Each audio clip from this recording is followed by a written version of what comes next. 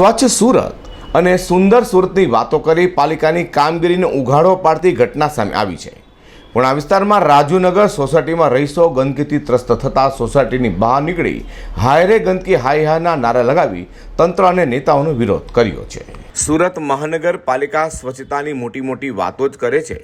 શહેરના પોસ્ટ વિસ્તારોમાં સુવિધા આપી સ્લમ અને છેવાડાના વિસ્તારો આજે પણ ગંદકીમાં હોવાના અનેક કિસ્સાઓ સામે આવી ચૂક્યા છે।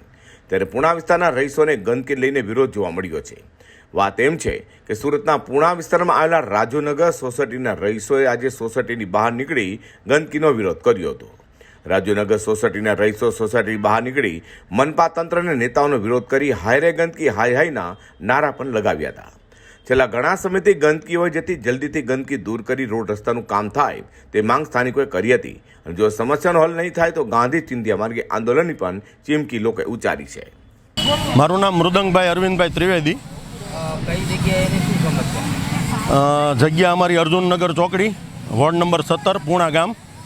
અને સમસ્યામાં એવું છે કે અમે 5 વર્ષથી SMC, ward office, commissioner office વગેરે વગેરે દરેક સ્થળે અરજીઓ કરીને સાહેબ થાકી ગયા છીએ।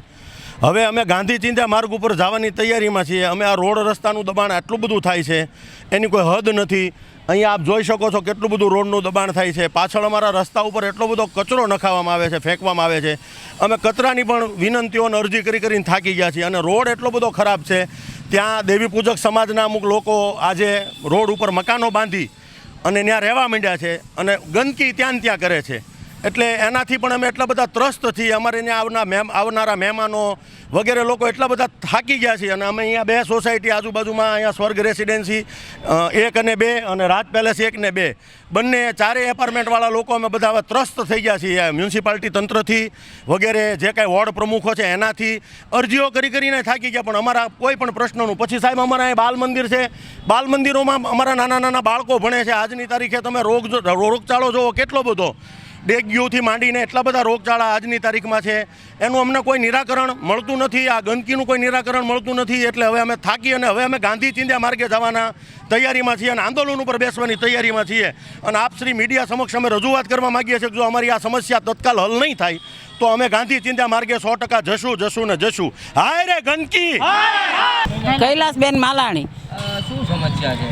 સમસ્યા એ છે કે અહીંયા અમારે કારગિલ ચોક વિસ્તારમાં રાજ પેલેસ રેસિડેન્સી 2 અને 1 અને સ્વર્ગ રેસિડેન્સી 1 અને 2 એમાં એટલો કચરાની ગંદકી છે કે ન પૂછો વાત।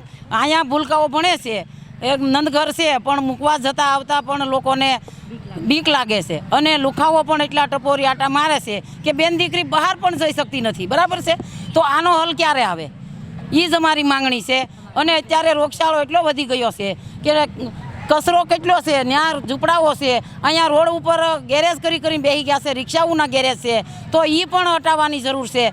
તો એ ક્યારે થાય અમે એ જ માંગણી કરી છીએ અને નહીંતર આ નહીં થાય તો અમે મોટું આંદોલન કરવા જઈ રહ્યા છીએ। હાલ તો ગંદકી અને ખરાબ રોડ રસ્તાને લઈને પુણા વિસ્તારના રાજુનગર સોસાયટીના રહીશોએ વિરોધ નોંધાવ્યો છે। ત્યારે આ વિરોધની અસર તંત્ર પર થશે કે કેમ અને ગંદકી સ્થાનિકો મુક્તિ મળશે કે કેમ તે તો સમિત બતાવશે।